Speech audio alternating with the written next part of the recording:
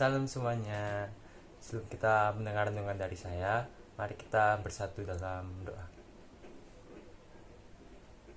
Bapa kami surga, terima kasih atas berkat-Mu yang Kau limpahkan kepada kami. Dan sebentar lagi kami akan mendengarkan renungan-Mu pada hari ini. Semoga renungan pada hari ini berguna dan bermanfaat bagi kehidupan kami sehari-hari ya Tuhan. Terima kasih banyak Tuhan. Dalam nama Tuhan Yesus kami berdoa dan mengucap syukur. Haleluya. Amin. Bacaan kita pada hari ini terambil dari Wahyu 1 ayat yang pertama sampai yang ke-7.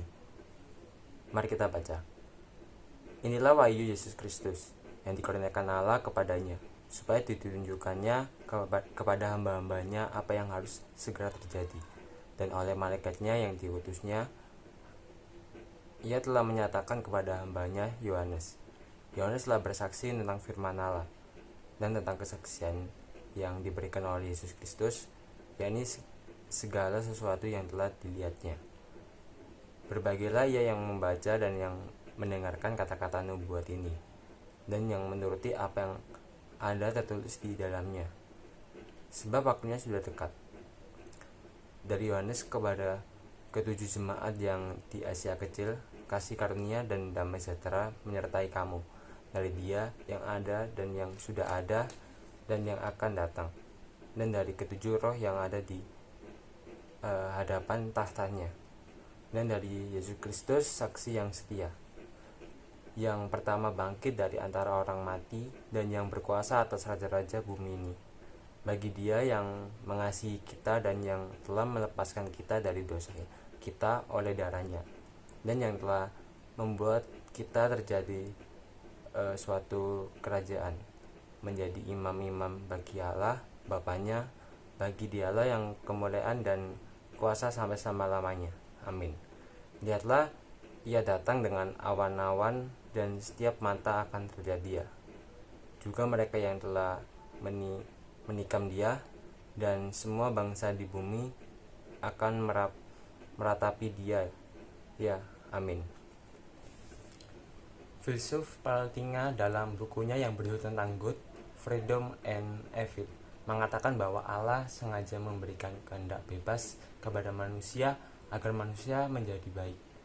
Walaupun pada kenyataannya banyak manusia yang terjumus dalam kejahatan. Realita ini dapat kita temui setiap hari.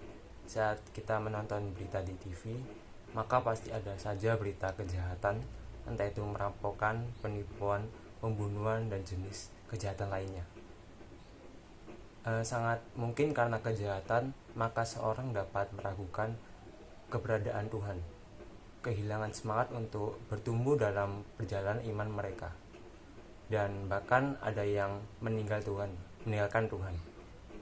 Dengan adanya kejahatan yang semakin bertambah, dapat menghancurkan kehidupan umat percaya. Karena itu Allah menimpakan murkanya atas kejahatan-kejahatan manusia. Wahyu 16 mencatat tentang kegenapan murka Allah, yang digambarkan dengan 7 cawan murka yang ditimpakan atas seluruh dunia.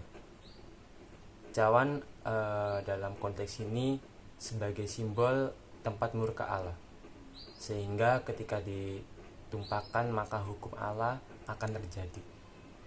Penghukuman dalam 7 murka Allah menyatakan bagaimana Allah yang kudus dalam kedaulatannya berkarya dalam sejarah kehidupan manusia sesuai konteksnya masing-masing.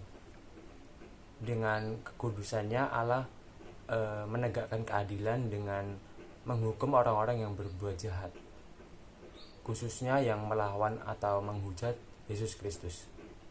Begitu juga terhadap orang-orang yang terpengaruh oleh ajaran-ajaran antikristus yang terus berupaya untuk mengaburkan karya keselamatan dan penubuatan Kristus. Wujud hukum Allah tidak hanya berlaku pada hari penghakiman di akhir zaman saja, tetapi juga dalam relatif hidup sehari-hari. Di dalam Kristus, pemerintahan atau kerajaan Allah telah hadir dalam sejarah umat manusia. Karena itu, penolakan terhadap Kristus merupakan pemberontakan dan perlawanan kepada kerajaan Kristus. Melalui berita 7 cawan murka Allah ini, Mereka yang melawan dan tidak setia kepada Allah akan dihukum dan dibinasakan. Oleh karena itu, kita dipanggil untuk memiliki keyakinan iman yang kokoh dengan setia kepada Yesus Kristus sampai akhir kehidupan kita. Lebih daripada itu, kita dipanggil untuk melawan antikristus dan berkuasa dan berhikmat Roh Kudus. Itu aja renungan dari saya yang berjudul tentang kekuasaan Allah atas dunia ini.